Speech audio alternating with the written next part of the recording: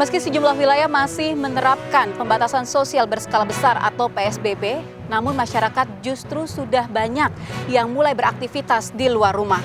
Bagaimana pemerintah menyikapi hal tersebut? Serta bagaimana kelanjutan kabar relokasi sejumlah perusahaan ke wilayah Jawa Tengah? Kami akan membahas hal itu bersama dengan Menteri Koordinator Bidang Kemaritiman dan Investasi, Luhut Binsar Panjaitan. Bersama saya Puspita Ayu, inilah Bincang Khusus Pro 3 RRI dan RRI Net.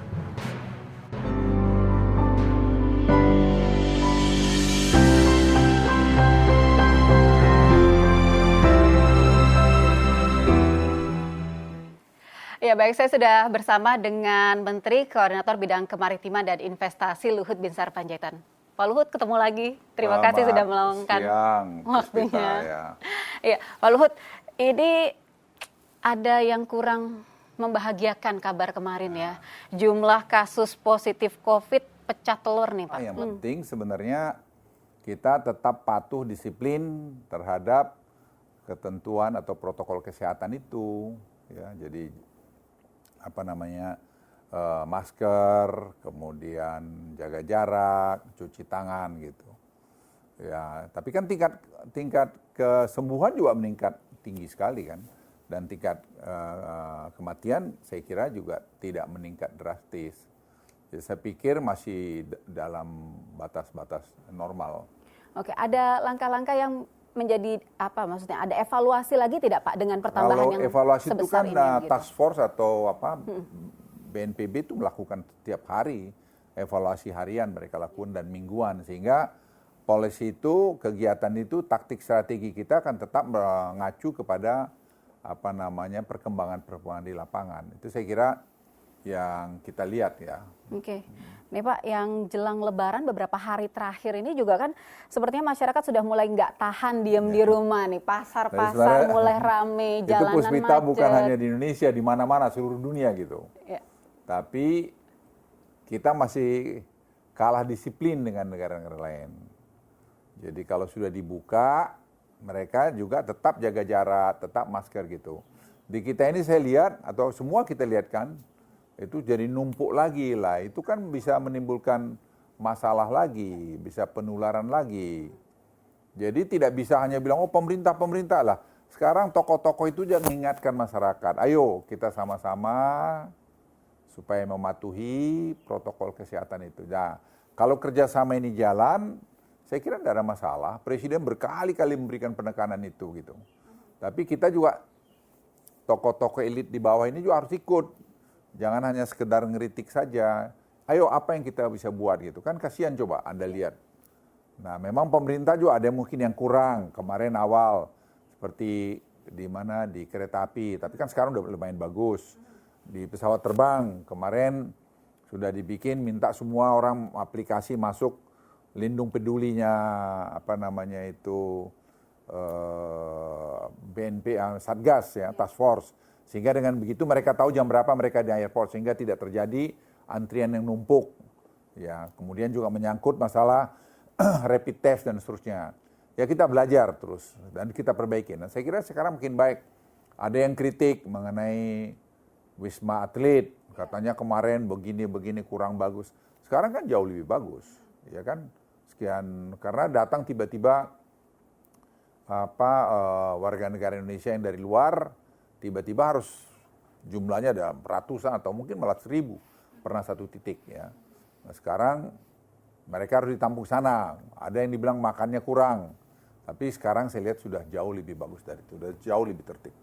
Oke, Pak, dengan kondisi yang seperti itu, dengan tingkat disiplin masyarakat yang berbeda mungkin dari negara-negara lain, lalu kemudian juga ini kan kondisinya kita masih PSBB nih, hampir beberapa wilayah itu mengaturnya mungkin lebih mudah. Kalau nanti kondisinya sudah mulai new normal, gimana nanti ngaturnya Pak supaya tetap ya, new aman? Normal ini kan nanti berangkat daripada hasil penilaian Satgas.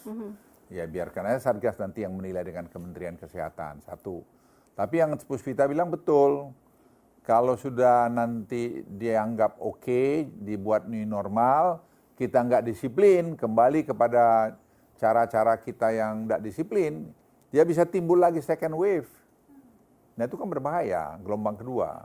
Jadi kita semua di mana aja, saya udah bilang kemarin di teman-teman, ayo di gereja, di rumah-rumah ibadah, masjid, di mana kita juga kumandangkan, kita promosikan atau sebarluaskan untuk tadi patuh kepada protokol kesehatan. Itu kunci. Ya. Kalau itu dilakukan, akan mengurangi lebih 60% potensi untuk penularan tadi.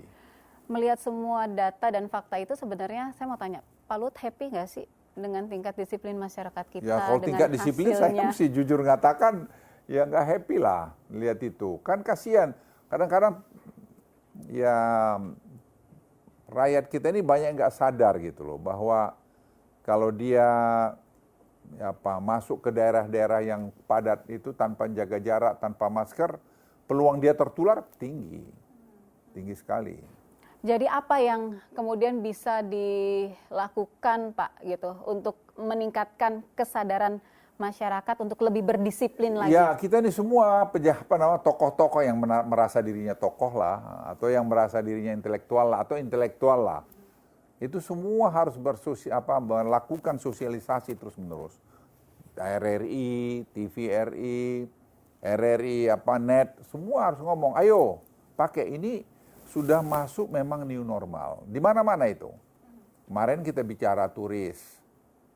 Sekarang turis itu mungkin akan banyak nanti turis yang kelas atas. Karena tiket pesawat jadi mahal. Jadi premium istilahnya. Kenapa mahal? Karena jumlah penumpang tidak boleh lagi 100%. Sampai kapan ini? Katanya nih sampai ditemukannya vaksin. Tapi ini kan banyak kemungkinan COVID-19 ini yang kita juga belum tahu. Jadi kita semua harus kompak dan jangan saling salah menyalahkan karena kita nyari bentuk ini. Melihat bentuknya sampai kapan nih, di mana ini, apa nih akhirnya gitu. Ya, jadi kalau new normal itu bukan berarti benar-benar kembali normal sepenuhnya seperti sebelumnya ya Pak, sebelum ada COVID ini. Karena di pikiran saya mungkinnya dan mungkin di pikiran banyak orang, new normal ini berarti gini, kantor-kantor akan tetap kerja kayak biasanya. Orang masuk kerja kayak biasanya. Ya. Mall buka, pasar. Itu mungkin saja bisa terjadi, itu enggak tahu. Tapi tidak akan terjadi menurut saya dalam beberapa bulan ke depan. Bisa terjadi, tapi tidak akan terjadi. Tapi akan banyak berubah. Orang mungkin akan senang pakai video call. Karena ternyata efektif dan cost-nya lebih murah. Orang nggak ada lagi cipika-cipiki itu lagi, habis itu. Udah lewat. Orang kan lebih banyak cuci tangan. Orang lebih banyak pakai masker. Dan mungkin orang bicara seperti ini akan lebih jaga jarak. Jadi itu mungkin akan berubah. Dan lebih dari itu saya dengar konferensi internasional mereka sudah berpikir untuk pakai fit call. Dan akhirnya cost-nya lebih murah. Akhirnya negara-negara berkembang yang agak miskin pasti akan bisa ikut. Jadi banyak hal nanti yang kita belum tahu nih semua apa yang akan terjadi new normal nanti. Ya. Kalau untuk di Indonesia sendiri Pak, nanti aturannya atau mekanismenya new normalnya itu akan sudah mulai dibuat begitu atau sudah mulai? Ya kemarin sudah. Jadi kami sudah bicara dari Menko Perekonomian dengan saya, Satgas Kesehatan, semua kita udah duduk. Kita udah menyusun, udah memerintahkan sekarang setiap industri itu membuat juga protokol-protokol kesehatannya lebih detail. Supaya tadi aman. Misalnya gini, mungkin 2 shift, sekarang mungkin jadi 3 shift. Karena jaga jarak. Jadi semua dipelajarin sekarang. Mungkin nanti selesai Lebaran, Kementerian Perindustrian sudah akan laporan ke kami. Nah, Presiden sudah memerintahkan supaya itu disiapkan. Jadi Presiden sangat aktif sekali dalam mengingatkan para pembantunya. Dan kami Pemkominfo ini berampat sesuai dengan kami melakukan koordinasi yang ketat untuk ini. Oke, kalau untuk bidang investasi dan maritim khususnya Pak, apa yang berubah nanti kira-kira? Apa akan ada perubahan seperti apa begitu? Nah, apa yang berubah? Ya kita akan beritahu mereka protokol kesehatan kalau kau datang ke Indonesia harus betul ikutin. Begitu ya? Ya enggak bisa tidak. Jadi ya kita kan butuh investasi. Kalau nggak ada investasi bagaimana maju? Jadi seperti misalnya apa saja lah yang datang ke Indonesia, pasti kita minta mereka mengikuti protokol kesehatan. Ya, ini bicara soal investasi Pak, kemarin tuh kalau tidak salah di akhir tahun ya, kan rame tuh kabarnya banyak investor yang sudah siap-siap relokasi pabrik mereka khususnya ke daerah Jawa Tengah. Itu kabarnya kalau sekarang gimana Pak? Bagus, itu kan baru. Sekarang ini kan kita jadi tujuan nomor 4 investasi dunia. Ya nomor 1 Singapura masih ya. Ya tapi kan Singapura karena negaranya kecil lebih mudah menata lah. Tapi Indonesia menjadi nomor 4 kan suatu luar biasa. Jadi kalau orang bilang Indonesia begini begitu, ya buktinya orang masih nyaman datang ke Indonesia nomor 4 loh dari 217 negara dunia ini. Jadi benar bagus. Nah sekarang ini kan Amerika sama Cina ini berantem. Ya urusan mereka itu. Tapi kan undang-undang dasar kita tuh menyebutkan kita kan bebas aktif. Ya, esensinya undang-undang dasar itu ada di dalamnya. Nah, kita dengan siapa aja harus berkawan baik. Sekarang hubungan kita dengan Abu Dhabi baik. Hubungan kita dengan Tiongkok baik. Hubungan kita dengan Amerika juga nih baik sekarang ini, lagi baik-baiknya. Jadi Presiden Jokowi dengan Presiden Trump bicara. Nah, ada 4 topik yang dibicarakan. Satu topik itu adalah sebenarnya karena kita ngalamin masalah sekarang ini, pharmaceutical itu repot atau alat-alat kesehatan itu repot kita dapat, Presiden memerintahkan semua kita supaya mengembangkan produk dalam negeri dalam bidang kesehatan, pharmaceutical industry. Itu makanya kemarin diluncurkan ada 9 produk buatan anak bangsa. Dan itu akan banyak lagi nanti. Yang dulu PCR kita nggak pikir, kemudian ada rapid test dan seterusnya. Ini sekali lagi reagen itu pun akan kita buat. Ternyata bisa. Nah selama ini itu kurang diperhatikan. Kemarin malam Pak Menteri Kesehatan dengan Pak Doni bicara sama saya. Ya kita juga sharing. Nah mereka sepakat kita betul-betul akan semua menggunakan produk dalam negeri. Nah itu maju. Nah Amerika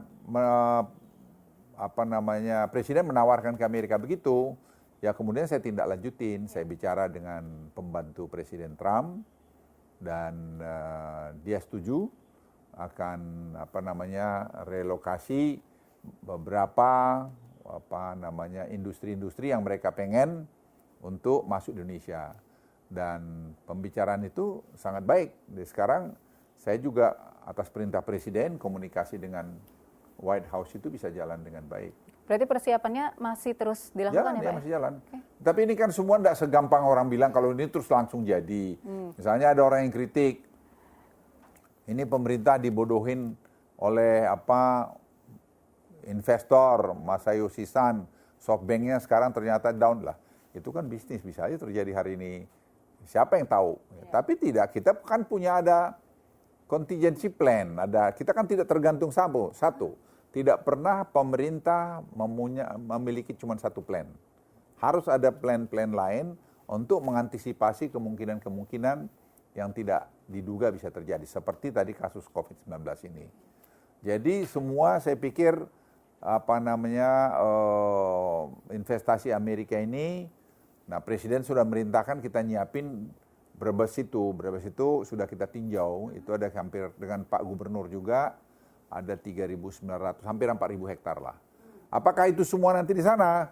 Ya kita belum tahu juga, bisa saja mungkin ada daerah lain kita kasih tempat lagi buat investasi dari Amerika. Rencananya untuk tahun ini tuh Pak? Ya kita berharap, tadi saya baru mau kontak mereka dari tadi malam saya ditelepon, udah ketiduran, jadi telepon jam 11 udah tidur. Ya. Jadi Pak, tadi saya telepon pagi jam 8 mungkin dia udah tidur, jadi dia WhatsApp-an kami. Ini peningkatan investasi ini kalau dari negara-negara lain ada hubungannya juga nggak sih Pak? Maksudnya begini, dengan kondisi misalnya hubungan Amerika dan Cina begitu, yang kurang baik kita yang dapat untungnya. Kalau menurut saya begini Puspita, kita harus jujur. Jadi jujur itu enggak boleh kita jelekin si ini, jelekin sana, gitu. Enggak boleh. Jadi kalau saya ke Tiongkok, saya bilang hubungan kami dengan Amerika itu baik. Saya bilang nggak pernah bohongin. Ya, buat apa dibohongin? Ya. Tapi memang ada juga handicap kami, jaraknya jauh kan, jarak dengan kalian dekat. Ke Amerika saya sebutkan, mereka juga kencang. Dia bilang, tapi minister ini begini-begini gitu. Saya bilang, saya nggak mungkin cerita jelek mereka. Sampai hari ini nggak ada yang jelek mereka buat kami. Mereka mau, kalian aja kurang agresif. Ayo gitu. Nah sekarang mereka, lihat, saya bilang Indonesia ini kan negara besar. 270 juta penduduk. Sekarang pemimpinnya diakui oleh dunia pemimpin yang kalau dibilang fenomenal nanti dianggap meninggi-ninggin lagi. Tapi pemimpin yang memberikan contoh, pemimpin yang merakyat gitu. Dan mereka sangat baik, apalagi tadi Presiden sudah memberitahu kita akan omnibus. Jadi Indonesia itu menjadi tempat investasi yang bagus. Nah, tinggal kita pembantu-pembantu Presiden ini yang harus pintar, agresif juga mempromosikan itu tadi, meyakinkan mereka. Dan sampai sekarang saya pikir mereka sangat yakin. Hubungan dengan Tiongkok bagus, hubungan Abu Dhabi juga sangat bagus, hubungan Amerika juga sekarang juga sangat baik. Semua, dia juga perlu kita karena kita negara kaya. Kita punya semua. Hanya kita aja kurang ngelola Republik dulu, tidak melihat nilai tambah. Selalu dulu kita ekspor raw material. Sejak Pak Jokowi tidak mau, kita mesti nilai tambah. Makanya mulai dengan nikel ore.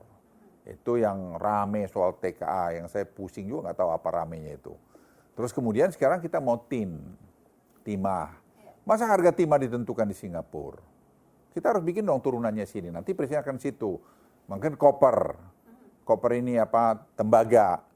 Masa sekarang hanya diekspor ke luar negeri? Masa kita nggak bisa nilai tambah di sini? Sekarang presiden perintahin. Kita mulai buat lagi tuh. Jadi akan ada smelter itu untuk membuat nanti tembaga. Sehingga tembaga itu nanti turunannya itu bisa apa? Salah satu nih, Puspita saya juga baru tahu. Ada asam sulfat dia itu yang bisa digunakan nanti untuk lithium baterai di Morowali. Sehingga kita punya lebih 70% material untuk lithium baterai. Lah lithium baterai ini tahun 25 ke depan itu sudah menjadi hampir kewajiban dunia, apalagi negara-negara maju. Lah kita menjadi bos dong, menjadi pemain global di situ. Ya itu yang kita tuju.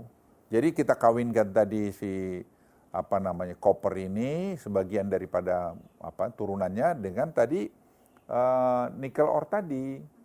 Lah ini kan harus tahu kalau kita mau jadi negara besar atau leapfrog katanya itu, loncatan katak. Kita harus mau berkolaborasi dengan negara-negara maju. Harus ada take and give. Nggak mungkin dong kamu maunya semua. Nah itu menciptakan lapangan kerja ratusan ribu. Dan bukan hanya lapangan kerja, tapi kecerdasan anak-anak bangsa. Dan pemerataan. Karena rata-rata industri itu semua di luar Jawa. Nah kualitas pendidikan yang terbaik itu kan rata-rata di Jawa. Nah sekarang dengan Anda seperti Morowali ada politeknik yang berkualitas sana. Dosennya, ada beberapa dosen-dosen senior ITB ngajar di sana. Kenapa mereka mau? Ya ingin mengembangkan kerjasama dengan Kementerian Perindustrian, kerjasama dengan industrinya, sehingga mereka praktek tuh di industri. Ya memang semua perlu waktu, dan semua perlu kesabaran. Nah, dan perlu kekompakan kita. Dan saya hanya himbau, jangan cepat buruk sangka lah. Presiden tuh berasal dari rakyat kok, rakyat sederhana.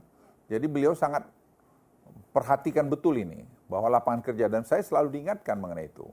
Ya Anda lihat aja, coba Puspita lihat. Presiden mana yang pernah malam-malam pergi lihat kampung? Kan beliau. Dan saya bilang paling tidak 6 kali kalau tidak keliru sudah ratas khusus menyangkut masalah social safety net. Meyakinkan semua bantuan itu cepat sampai kepada sasaran. Nah, saya lihat Menteri Sosial sama Menteri Desa sama Menteri Mala gitu semua kerja keras untuk itu karena tadi memperbaiki data-data dari penerima itu tadi. Itu sebenarnya. Jadi luas ini. Nah, sekarang ini kalau tadi Abu Dhabi sudah bagus, Arab udah ada perwakilannya bagus, dari Cina juga sekarang sudah bagus, Amerika juga bagus, Singapura kita oke, Jepang kita oke. Saya pikir kalau kita maintain itu 10 tahun ke depan, 15 tahun ke depan, kita sangat maju. Itu sudah jauh berkembang dari... Sangat jauh, sangat jauh. Kita tidak pernah terpikir dulu bahwa nilai tambah itu demikian besar pengaruhnya terhadap ekonomi kita. Sekarang sangat besar, karena ekspor kita kemarin nomor 3 setelah batu bara dan kemudian alat elektronik adalah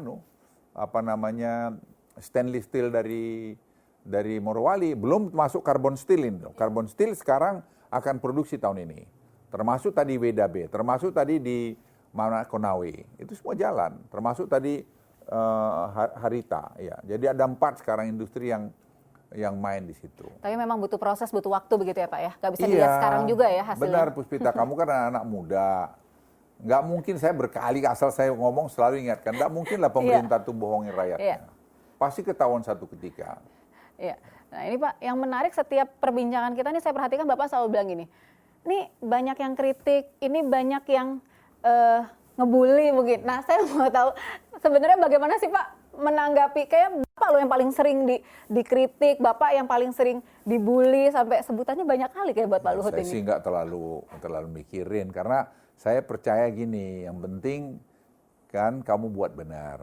Jadi yang pertama kamu tuh jangan terlibat ada konflik of interest. Itu aja. Jadi kalau kamu tidak ada konflik of interest di situ, ya kau kerja aja yang baik. Karena ada pengawas saya, ada presiden. Ya, kalau saya buat salah, kan ada presiden, ada BPK, ada Jaksa Agung, ada Irjen di kantor saya, ada mana lagi banyak sekali yang pengawasin itu. Nggak mungkin lah, semua sekarang digitalize. Jadi peluang kita untuk melakukan kecurangan makin kecil. Itu juga saya pikir dalam pemerintahan Pak Jokowi ini, korupsi itu menurut saya makin kecil. Jadi efisiensi makin baik. Apakah sudah sempurna? Jauh masih dari sempurna. Tapi kelihatan arahnya itu begitu ke depan. Oke, berarti ya itu dibiarkan saja, itu dinamikanya ya Pak ya? Ya enggak apa-apa itu. Kita terima aja itu dinamika aja. Hanya saya kadang-kadang suka sedih Puspita, yang membuat kritik-kritik itu katanya udah intelektual gitu. Sebab kalau mengkritik itu, lihat dulu lah apa program pemerintah itu. Kemudian kamu kalau perlu lihat ke lapangan. Benar nggak begitu? Jangan cerita rumor saja terus dipakai jadi bahan. Itu kan tidak mendidik kepada anak-anak muda seperti kalian. Nggak bagus. Nah, dia sendiri pun nanti menjadi orang, lihat loh, kamu rupanya cuma kualitasmu cuma segini aja. Kalau ternyata apa yang diomong itu nanti ternyata nggak benar gitu. Gitu ya. Baik. Pak, ini kan sudah sedikit lagi, ini hanya hitungan hari. Kita semua sudah masuk ke Hari Raya Idul Fitri gitu. Tapi masih banyak juga masyarakat yang bandel. Pesannya dong Pak buat masyarakat yang masih bandel nih. Ya, mungkin pesan saya Puspita ya tadi itu yang patuhlah kepada himbauan atau kalau boleh bilang perintah pemerintah untuk tadi itu jaga jarak, pakai masker, cuci tangan. Itulah jaga. Itu kalau bisa dilakukan, Anda sudah punya kontribusi membantu ketertiban di negeri ini. Itu aja. Jadi kalau ya, bulan suci Ramadan ini kan membawa satu kehusukan tersendiri. Nah, momentum itu gunain dong untuk tadi juga mendisiplinkan diri di sini gitu. Saya hanya titip itu. Yang lain-lain saya kira ya kita ada kurang sana sini, pemerintah habis-habisan kok presiden membantu rakyatnya, saya kira. Pak Luhut punya kenangan sendiri nggak atau momen tertentu begitu dengan Ramadan meskipun tidak merayakan ya? Ya, saya pikir saya kagum lihat teman-teman tuh puasa, ya bagus, masih berpikir jernih, dan saya lebih kagum lagi lihat presiden, ya masih di dalam bulan Ramadan ini Puspita rapat kita itu bukan sedikit dan dicek satu persatu itu dan ke lapangan itu. Itu saya pikir patut dicontoh buat anak-anak muda. Bagaimana kalau kamu mau jadi pemimpin ke depan, kamu harus bisa, ya itu saya bilang be yourself. Jadi kamu harus dari sekarang bangunlah karakter yang bagus. Karena manusia tanpa karakter nggak ada gunanya. Jadi Anda sebagai pemimpin atau pengen jadi pemimpin, bangun karaktermu dari sekarang. Karena karakter itu kunci. Dan kamu nggak akan bisa membohongin apa yang kau buat tidak benar hari ini kalau kau mau jadi pemimpin ke depan. Karena tadi jejak digitalmu itu tidak akan pernah bisa hilang. Itu saya pesan aja. Baik, Pak Luhut terima kasih sekali lagi waktunya, sukses selalu. Ini mudah-mudahan kita bisa cepat lah melewati masa pandemi ini, Pak. Ya, terima kasih. Terima kasih, sampai jumpa. Terima kasih, nah, itu dia tadi pendengar bincang-bincang. Saya boleh ngucapin sedikit? Boleh, silakan ya, ini Pak. Buat pemirsa RRI dan RRI Net di seluruh tanah air. Jadi saya dari lubuk hati yang paling dalam, ya masih mendahului mengucapkan selamat Lebaran 1 Syawal 1441 Hijriah. Semoga selama Anda berpuasa 30 hari, itu membawa satu barokah untuk lebih Anda punya hati yang lebih bersih, lebih tulus, dan lebih disiplin untuk membangun Republik Indonesia, dan yang paling pertama membangun diri Anda sendiri. Sehingga Anda punya karakter yang baik untuk Anda sumbangkan pada bangsa dan negara ini. Sekali lagi, selamat Lebaran, 1 Syawal 1441 Hijriah.